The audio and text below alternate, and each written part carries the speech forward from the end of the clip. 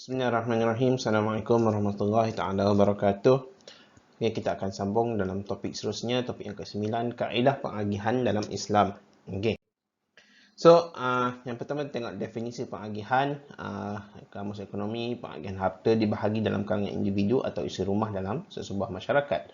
Ekonomi moden, pengagihan ialah satu teori penentuan harga perkhidmatan yang produktif, dinamakan pengagihan faktor ataupun pengagihan fungsian, functional distribution, terhad kepada golongan yang terlibat secara langsung. Okay, dalam ekonomi Islam, skopnya meluas di mana hak mereka yang tidak terlibat secara langsung dalam infak tidak diabaikan. Okey, so kepentingan pengagihan dapat mengelakkan sebahagian manusia hidup ditindas melarat, miskin dan sebagainya.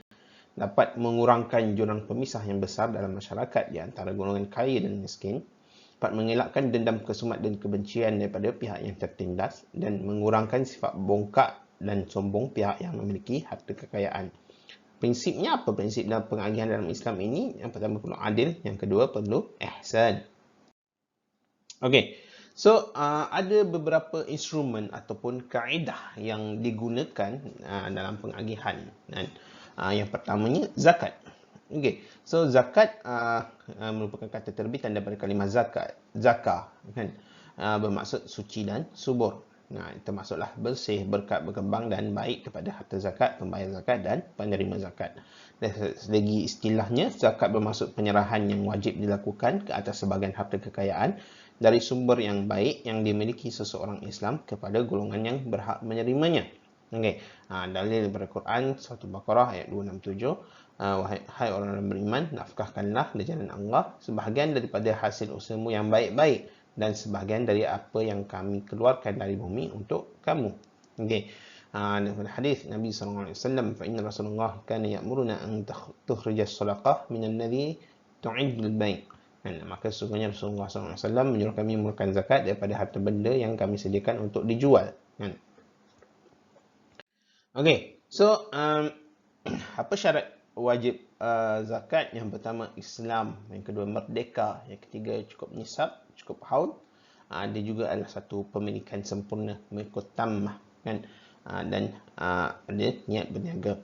Okey. Seterusnya syarat sah dia adalah niat. Hukum zakat, zakat adalah fardu ain ke atas setiap orang Islam yang memenuhi segala syarat-syarat wajib. So, hikmah disyariatkan zakat ini dapat mengagihkan sebahagian kecil kekayaan daripada golongan yang berada kepada golongan yang kurang berada, kan? Kalau tengok contohnya dalam zakat, pendapatan contohnya hanyalah 2.5%, kan? Ataupun contohnya zakat fitrah hanyalah beberapa ringgit sahaja, kan? Dia juga dapat membersihkan dan menyuburkan harta membayar zakat. Okey, seterusnya wakaf. Instrumen yang seterusnya adalah wakaf. Apa arti wakaf? Daripada segi bahasa, wakaf adalah berhenti, menahan atau menghalang. Okay. Dari segi istilah, wakaf ialah apa-apa harta yang ditahan hak pewakaf ke atas harta tersebut daripada sebarang urusan jual beli, pewarisan, hibah dan wasiat, di samping mengekalkan sumber fizikalnya untuk kebajikan dengan niat untuk mendekatkan diri pewakaf kepada Allah SWT. Okay. So, apa hikmah berwakaf ini? Hikmah berwakaf ini yang pertama dapat merupakan satu ibadah, menyerahkan harta yang kita miliki untuk kegunaan umat Islam dengan niat, kan? Dia merupakan satu ibadah yang berbentuk sedekatun jariyah yang menjanjikan ganjaran pahala yang berpanjangan, kan? Dia juga merupakan satu amal soleh yang mana pahalanya akan diberikan secara berterusan oleh Allah SWT. Okey. Tengok dalil dalam surah Al-Baqarah ayat 261. Bandingan matal ladzina yunfiquna amwalahum fi sabilillah, kan? Bandingan derma orang-orang yang membelanjakan hartanya pada jalan Allah, kamathali habbatin anbatat sab'a sanabil, kan? Sama seperti sebiji benih yang tumbuh merebitkan 7 tangkai, dan tiap-tiap tangkai itu pula mengandungi 100 biji, kan? Bayangkan berapa banyaknya pahala ataupun ganjaran bagi orang yang berwakaf.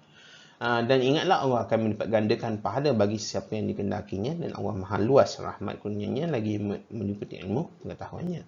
Okey. Daripada dalil hadis dari Abu Hurairah radhiyallahu anhu, sabda Rasulullah SAW, "Idza mata ibnu Adam, apabila mati anak Adam, akan terputuslah amalannya kecuali tiga perkara." Kan? Yang pertama, sedekahun jariyah, sedekah jariah, ilmu manfaat, ilmu yang memanfaatkan, dan anak soleh yang mendoakan. Anak yang soleh yang mendoakan. Okey. Instrumen ataupun kaedah yang seterusnya adalah faraid. Okey. So, faraid ini biasa kita merujuk kepada harta pusaka lah. Kan? Dari segi bahasa, faraid ini faraid jamak kepada faridah dengan mana takdir. Kan? Dari sudut syarak ialah kadar yang ditentukan syarak bagi setiap waris. Okey. Dalil berkaitan faraid ini boleh rujuk ke surah An-Nisa ayat 7 dan juga daripada sunnah riwayat Abu Daud. Okey. Ijma' ulama Hanafiyah, Malikiyah dan Syafi'iyah sepakat bahawa ada 5 hak yang mesti ditunaikan pada harta si mati. Antaranya adalah wasiat dan pusaka. Okey. So, rukun faraid perlu ada pewaris iaitu si mati, waris iaitu ahli waris yang berhak, dan yang ketiga adalah yang diwaris iaitu harta atau sebagainya. Okey. Syarat faraid dia akan perlulah pewaris itu mati dahulu, kan. Okey. Dan yang kedua, waris itu perlu masih hidup. Okey. Yang ketiga, tidak ada perkara yang menghalang waris menerimanya, kan. Contoh perkara yang menghalang perhambaan, kan. Kalau hamba dia tak boleh menerima, kan.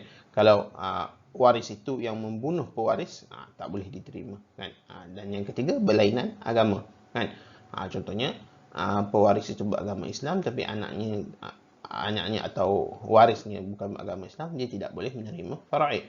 Okey. So, sebab faraid itu berlaku melalui pernikahan, kan. Isteri menyumbang pada suami atau suami menyumbang pada isteri dan sebagainya, ataupun anak-anak dan sebagainya. Yang kedua, kerabat, kan. Dan yang ketiga, al-ittiqah, iaitu pembebasan hamba. Okey. So, waris yang tetap ada suami ataupun isteri, bapa dan juga ibu, lepas tu anak. Dan anak tu lelaki perempuan pun boleh terima. Okey. Seterusnya adalah wasiat, kan. Kita panggil wasiat, kan. Dari segi bahasa, wasiat itu bermaksud sampai, kan. Dari segi istilah bermaksud mengenakan hak yang disandarkan selepas mati. Okey. So, wasiat itu dianggap sah apabila berlakunya ijab, iaitu pelawaan, tanpa memerlukan qabul, iaitu penerimaan, kerana dia tidak tergolong dalam akad perjanjian. Okey. So, wasiat ini penting kerana dapat mengurangkan pertikaian keluarga. Kos pentadbiran pusaka dapat dijimatkan.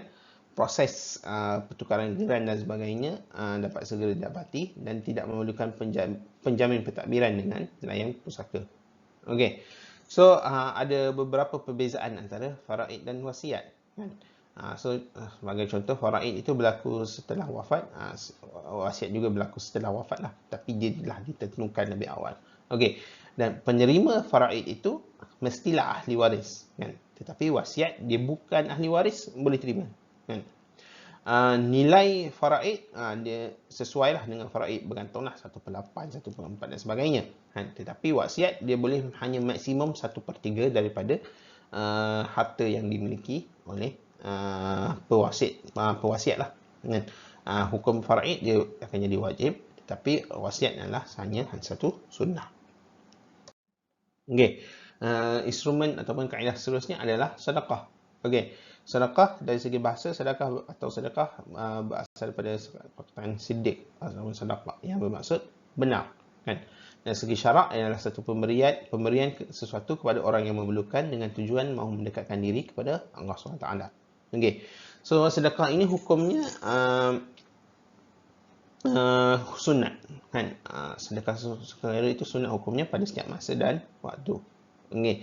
So, dalil berkaitan sedekah boleh rujuk surah An-Nisa ayat 114. Maksudnya tidak ada kebaikan pada kebaikan bisikan-bisikan mereka kecuali orang yang menyuruh bersedekah atau berbuat kebaikan atau mendamaikan di antara manusia, dan siapa yang buat demikian dengan maksud mencari keridaan Allah, tentulah kami akan memberi kepadanya pahala yang amat besar. Okey. So, dalil hadis berkaitan sedekah, Rasulullah SAW bersabda bermaksud setiap sendi manusia perlu bersedekah setiap hari matahari terbit. Ada orang mengadili 2 orang adalah sedekah. Membantu orang dengan mengangkat barang ke atas binatang tunggangan adalah sedekah. Satu kalimah yang baik adalah sedekah. setiap langkah untuk mengerjakan solat adalah sedekah, dan membuang sesuatu yang berbahaya di jalanan adalah sedekah. Kan? Nampak banyak contoh-contoh sedekah. Kan? Dan setiap sendi manusia itu perlu bersedekah setiap hari. Okey. So, kelebihan bersedekah itu dapat memperkuat keimanan dan mendekatkan diri kepada Allah SWT, mendapat ganjaran pahala, bertambah rezeki dan mendapat keberkatan, menyembuhkan penyakit, memberi ketenangan hati dan kebahagiaan. Okey, so ada pelbagailah jenis sedekah, kan? Senyuman, amar ma'ruf nahi munkar, menolong menyelesaikan masalah, membuang perkara yang menghalang di jalan, sedekah wang, harta, dan juga menyediakan khidmat ataupun membantu orang, servis. Okey, instrumen yang seterusnya adalah hibah. Okey, so hibah dari segi bahasa bermaksud pemberian, sama ada dalam bentuk ain ataupun manfaat. Dari segi istilah syarak, hibah merupakan satu akad pemberian harta yang dilakukan oleh seseorang secara sukarela kepada seorang yang lain ketika tempoh hidupnya. Kan? Maknanya ketika dia masih hidup, tanpa sebarang balasan ataupun iwad. Okey, so dari Al-Quran berkaitan hibah, surah Al-Baqarah ayat 177, dan berikan harta yang disyara'i kepada kerabatnya, anak yatim, orang miskin, musafir, yang memerlukan pertolongan, dan orang yang meminta dan memerdekakan hamba sahaya. Okay. So, hibah merupakan satu amalan sunat dan digalakkan dalam Islam. Okay. So, pelaksanaan hibah juga disebut dalam hadis Rasulullah SAW. Sayyidina Aisyah berkata yang bermaksud Nabi SAW menerima dan membalas hadiah. Okay. Rukun hibah, perlulah ada pemberi hibah ataupun al-wahib. Yang kedua, penerima hibah, al-mawhub lahu, barang atau harta yang dihibahkan, al-mawhub. Dan yang seterusnya adalah sirah, iaitu ijab dan qabul. Okey. So, kelebihan hibah ini dia dapat mengelakkan perebutan harta. Kan? Dia juga dapat pembahagian itu mengikut hasrat pemberi hibah. Kan? Dan hibah ini tidak boleh dituntut oleh waris yang lain. Kan? Dalam konteks biasanya bila sebut hibah ni orang akan sebut hibah takaful. Kan? Okey, maknanya kita dah boleh tentukan kita nak tinggalkan harta itu kepada siapa. Tetapi cuma technically hibah ini perlu berlaku semasa kita masih hidup. Kan?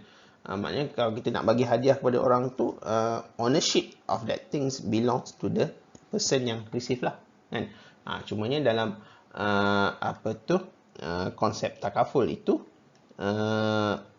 the benefit itu, manfaat itu hanya akan dapat apabila kita mati.